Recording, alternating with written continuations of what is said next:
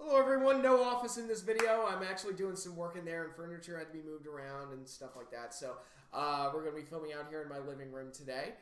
And quite a few things to get through. I guess first of all, I should give this update on WrestleMania, Relive the Memories, the live stream series I've been doing. The next part, which includes the heavily anticipated WrestleMania 22 and my reactions to my favorite match of all time, John Cena versus Triple H, the main event to WrestleMania 22.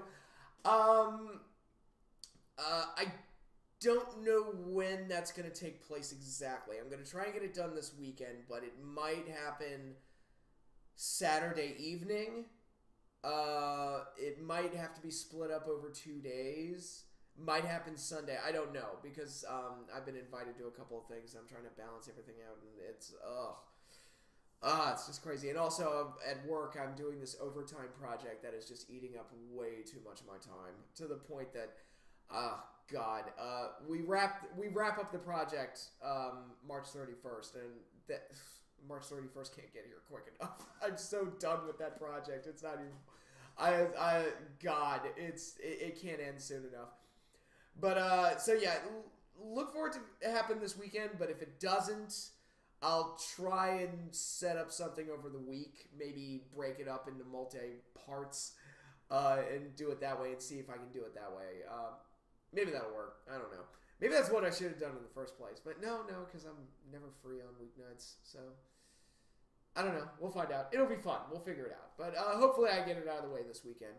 Also, before I preview Fastlane, which is happening on Sunday, I want to give you guys my top 10 matches for the month of February, a week into March. Again, a lot of delays in making this video, but so I'm just going to blow right through these. All right, my number 10 favorite match of the month for February, Matt Riddle versus Drew Gulak from the February 6th episode of NXT. I thought this was a really good, exciting match that highlighted the strengths of both men and continued to make Matt Riddle look really good. Number 9, Team ROH versus Team Lifeblood from the February 25th episode of Ring of Honor. Really the in-ring debut of Juice Robinson's new stable, and I thought overall it was a good showcase for them in this 10-man tag that showcased a lot of great talents and characters and made Juice's new stable look good moving forward. So, good for them on that. Number 8, Taya Valkyrie versus Tessa Blanchard for the Knockouts title in a street fight from Impact on February 15th. Really good match between these two. They've worked pretty well together in the past. I like their Bound for Glory match a lot. And this return match, putting them in a street fight, ended up actually being a really good match. And I think Tessa, in particular, came out of this looking really, really good. And I think she's a great talent and doesn't always get the credit for it. But I think Tessa Blanchard, she's really good. And I thought this match was a great showcase for her, despite the table not breaking on that one spot that they tried to do. I am the table. But number 7, the Elimination Chamber match to crown the first ever WWE Women's Tag Team Champions from Elimination Chamber. Both chamber matches were good, and with 12 women crammed into one match in a confined space, it's going to be a spot fest pretty much. But it turned out to be a pretty exciting contest to crown the first champions, and to that end it worked. It was a nice, fun, exciting match, and we got Bayley and Sasha Banks as the new Women's Tag Team Champions, so that was cool. Then from the February 11th episode of Smackdown, the Gauntlet match, Daniel Bryan versus Kofi Kingston versus AJ Styles versus Samoa Joe versus Randy Orton versus Jeff Hardy, the preview for the Elimination Chamber match.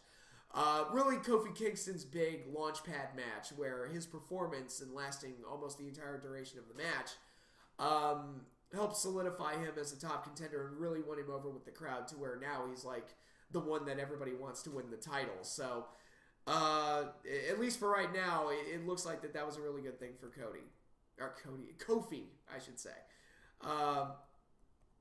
Moving on from there, number 5, Latin American Exchange versus the Lucha Brothers for the Impact Tag Team titles from the February 8th episode of Impact. Man, a lot of Impact matches. 2. Have I ever done more than one Impact match on one list? That's crazy. But LAX and the Lucha Brothers have had really good matches. Their match at the last pay-per-view they did was very exciting and action-packed, even if they didn't adhere to the tag team rules that well. But I thought this was yet another exciting match between two really good teams, and I enjoyed it. Number 4 from the February 13th episode of NXT, Ricochet versus Adam Cole. It's Ricochet and Adam Cole. They're going to have an exciting match. I shouldn't have to explain that one. They had a really, really, really good friggin' match. All right, and next up from there, number 3, Hiroshi Tanahashi defending the IWGP World Title against Jay White from New Beginning in Osaka. Very good main event match, much better than the match they had at Wrestle Kingdom last year. And Jay White won the title, which was pretty shocking and surprising, and really kind of, I think, surprised a lot of people. Now, we'll see how Jay White does moving forward, but you know, we got a bit of a shock title change and a really good match out of it as well. So hopefully it's a sign of good things to come for Jay White. All right, and number 2, Johnny Gargano versus the Velveteen Dream for the North American title from the February 20th episode of NXT.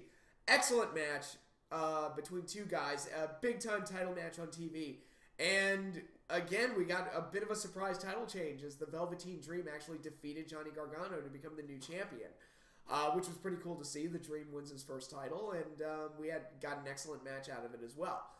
And yeah, it'll be interesting to see what happens for both Johnny and Velveteen moving forward. Although now that Tommaso Ciampa is out with neck surgery, I mean, that's going to throw Johnny's whole storyline out of whack, but which is very unfortunate.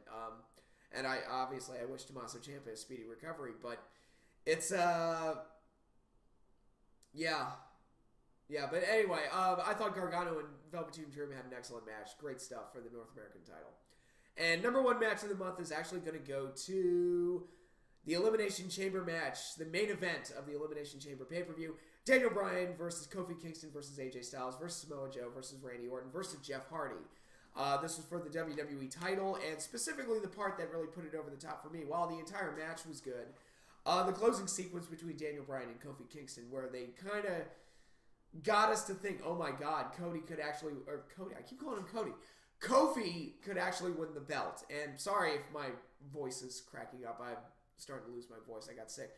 But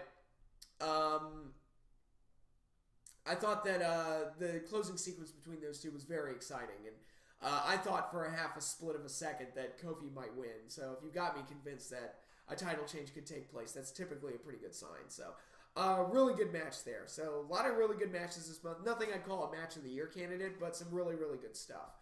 And brand of the month, I'm going to give it to NXT, who's consistently putting on really good shows and really good performances. Now we've got the Dusty Rhodes Tag Team Classic to look forward to week after week. So that should be fun. So did my top 10 matches, and now let's preview Fastlane. Let's pull this card up. Interestingly, I've actually been watching Raw and Smackdown via Hulu, which I've mentioned in previous videos. And I have to say, like, Raw is a lot easier to digest through Hulu. Not that I don't think either show has been great since I've started rewatching them, but I find them easier to watch, especially Raw, when viewed in the Hulu format. So let's jump right into this. All right. We've got Rey Mysterio versus Andrade on the pre-show. I don't know why that's on the pre-show, but all right. It's a grudge match with a big-name star. You would think that'd be on the main card. I guess I'll pick Mysterio to go over there. All right. We've also got a triple threat tag team match for the Raw tag team titles. The Revival defending against Aleister Black and Ricochet versus Chad Gable and Bobby Roode. I love that they got rid of the automatic rematch clause, and yet Chad Gable and Bobby Roode, as far as I know, have not won any matches to earn this title shot. They just beat up everybody on Raw last week, and now they're in the title hunt. It's like, oh, okay. So, although, step in the right direction, you got rid of the automatic rematch clause, which I like, but kind of a step backwards in that you're not doing a great job of establishing contenders. Now, Aleister Black and Ricochet, they've pretty much been beating everybody on Raw or SmackDown, so they absolutely belong in there, but, you know. God, I think the Revival takes it just because it's that same, like, backwards logic where it's like the Revival have been losing on TV, so they're going to win at the pay-per-view.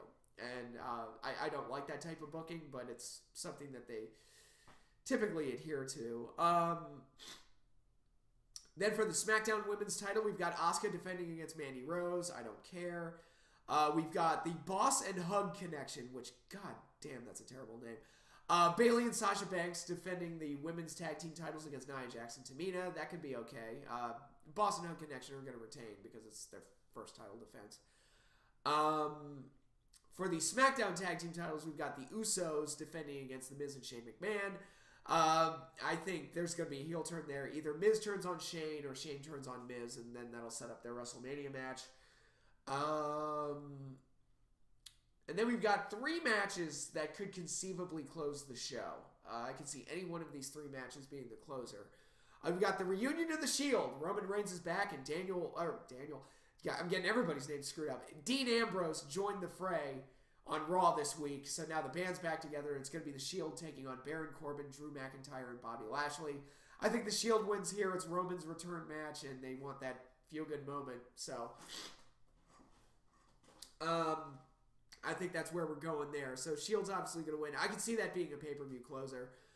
Another match I can see being a pay-per-view closer is Charlotte Flair versus Becky Lynch. If Lynch wins, she will be added to the Raw Women's title match at WrestleMania 35, which at this point is clearly going to be the main event of the show because of the way they've been building it. They're actually building it across both Raw and SmackDown. So it's like, yeah, this is clearly the match they're promoting as the main event. It's the main event storyline, which is why I think that this match might close. Becky is going into the match injured with her leg, and that whole thing to play with. But storyline wise, but there's I kind of hope they work the match. Kind of the image I have in my head is like Taboo Tuesday, Shawn versus Triple H, which Shawn had a legitimate injury where he tore his meniscus, but he basically worked the leg on one match, or worked the match on one leg, and that match actually turned out pretty damn well, much better than one would expect. So maybe they could kind of adapt that formula to Charlotte and Becky and see what they can do with that. Becky Lynch is obviously going to win here. There's no way she's going to be denied being put into the main event, especially now that Ronda's turned heel and beat the ever-living crap out of her. It's like, oh yeah, there's no way that Becky's not going into WrestleMania and not winning the title. There's just no way. She's the hot thing right now. And then finally, we have the WWE title match. Daniel Bryan defending against Kevin Owens. This is interesting because Kofi got pulled from the match. Because clearly he's going to get the title shot at WrestleMania. And that's what they're doing. Even though it makes no sense for Vince McMahon to pull him.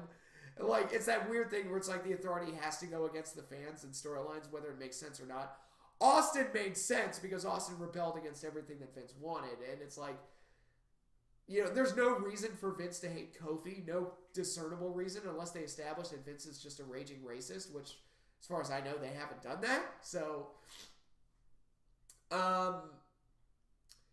but yeah, so clearly, like, we're going to get to Kofi at WrestleMania.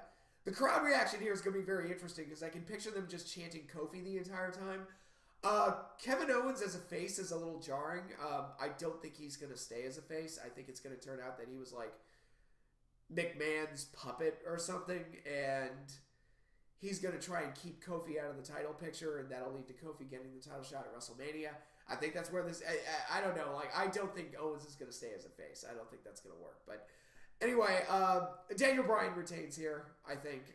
There's no way that he doesn't go into WrestleMania as the champion. He's by far, like, the best option at this point. And, Kevin Owens just came back and, again, is playing this kind of face character that isn't quite there yet. If it is a long-term plan to keep him face, I don't know. But we'll see how it goes. It'll be interesting. So, yeah, that's Fastlane. That's happening this Sunday. We will watch it. And I will probably have a review for you up sometime next week, assuming my voice heals. And but again, we'll see how that all goes. But that's all I have for you now. Thank you all for watching, and enjoy Fastlane, and I'll see you all later.